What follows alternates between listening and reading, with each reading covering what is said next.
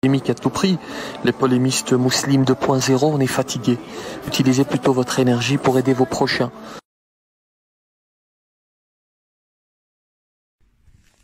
Salam alaikum. Et salut aux croyants et croyantes. Et à ceux qui cherchent un peu de vérité au milieu de ces montagnes de mensonges. Et alors aujourd'hui, on est le 1er janvier 2020. Et Boussena a fait une vidéo, d'accord, avec, bien sûr, un moment où il fait la prière juste avant l'heure du 1er janvier pour faire le buzz. Donc, et encore une fois, on retombe encore sur une vidéo où, si vous entendez bien le début, il refait la Fatiha, donc la sourate numéro 1 qui est dans le livre de rappel, donc ce qu'on appelle communément le Coran.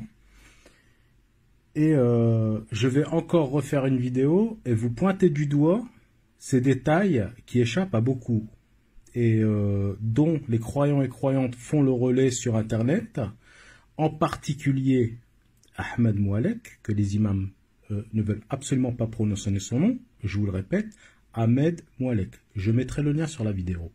Allez voir ces vidéos, écoutez-les. Vous y gagnerez beaucoup. Et faites preuve de discernement. Ne jugez pas trop vite. Écoutez-les et soyez patients. Ne vous inquiétez pas, vous aurez pas mal d'éléments. Et au bout d'un certain moment, vous finirez par comprendre si Dieu vous débouchez les oreilles et vous redonnez la vue.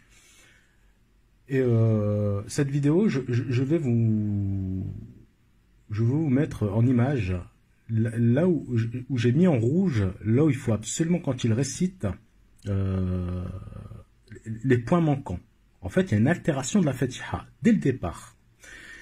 Et comme on le dit, on le répète, et Ahmed le dit aussi, la Fatiha, c'est une clé. C'est une clé qui ouvre une porte. Et encore une fois, pour le répéter, quand vous avez une clé, elle a des dents. Donc ici, en particulier, dit à 7 versets. Supposons que ces versets, pour une image, on dit il y a 7 dents sur la clé. Si vous altérez une seule dent, vous pouvez faire ça avec la clé de chez vous. Essayez de modifier une dent. Vous n'entrez pas.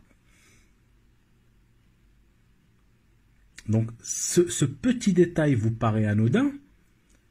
Or, Dieu vous rappelle dans son livre que quand vous récitez la Fatiha, qui sont les 7 que l'on répète incessamment, qui sont dans le Coran,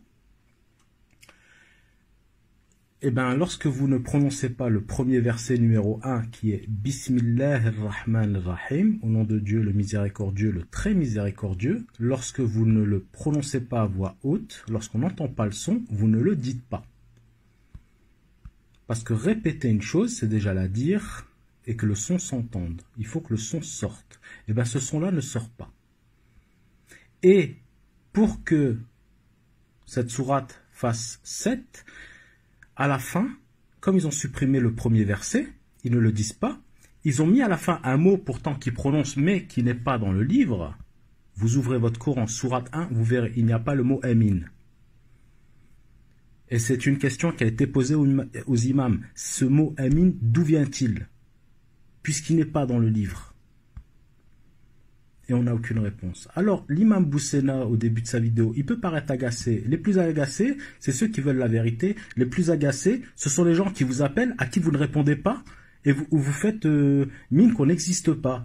On a des questions, on a beaucoup de questions, et on attend toujours les réponses. Parce qu'actuellement, les réponses qui ont été postées sur Internet, dont les frères, enfin les croyants et les croyantes ont fait le relais, vous faites mine qu'elles n'existent pas. Il y a des questions et vous êtes toujours à côté de la plaque.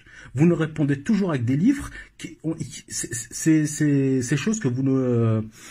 Ce barata que vous nous racontez, on ne les trouve ni dans le Coran, ni dans la Torah, ni dans l'Évangile, ni dans les psaumes. Donc, quand vous faites vos prêches le vendredi que vous diffusez sur Internet, moi ça me fait bien marrer vos histoires. Citez vos sources. Nous on aimerait voir vos sources. Montrez-nous votre livre d'où vous sortez ça.